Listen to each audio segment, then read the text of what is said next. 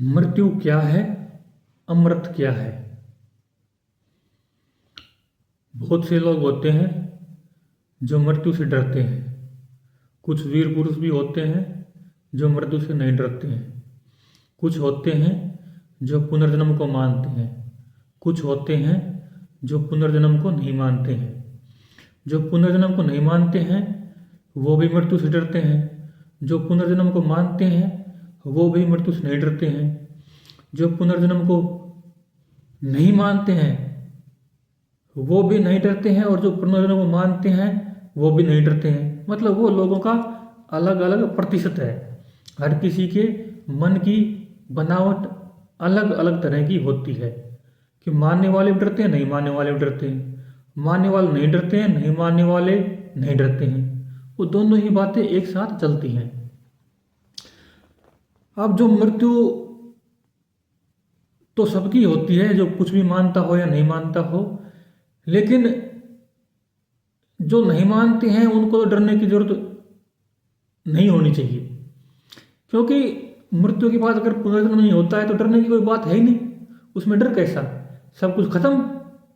ये सब कुछ खत्म है तो डर की कोई बात नहीं। डरने के लिए कुछ होना भी तो जरूरी है ना।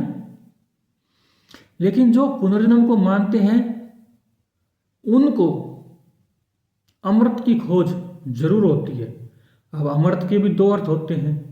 एक तो ऐसा अमृत मिल जाए कि शरीर को अमर कर दे, और एक जो संतों ने कहा है अमृत की बात है कि शरीर तो किसी का अमर हो नहीं सकता, जी कोई लाख उपाय कर लो, लेकिन अपनी अमरता का बोध हो जाए, अपने व्यक्तिगत जो अस्तित्व के साथ जुड़ाव है या व्यक्तिगत अस्तित्व के साथ जो अद्वैत भाव है उसका बोध हो जाए, तो जीव अपने आप से, अपने आप में ही अमरता को प्राप्त कर लेता है। और जब वो अमरता को प्राप्त कर लेता है तो उसका दुख स्वतः ही मिट जाता है, क्योंकि दुख होता है कुछ खोने का। मृत्यु का डर भी इसलिए होता है कि कुछ खो जाएगा, कुछ छूट जाएगा। जब कुछ छूटने को, कुछ खोने को शेष बचेगा ही नहीं तो फिर डर कैसा। इसलिए अमृत की जो खोज है उसमें कुछ गलत नहीं है वो सच्ची खोज ही। लेकिन समझ का फेर है। जिसको बात समझ में आ जाएगी उसको अमृत स्वतः ही मिल जाएगा, और जब अमृत मिल ही जाएगा तो फिर दुख, द्वंद्व, डर सब खत्म। फिर जिंदा रहो या मर जाओ, सब एक बात है।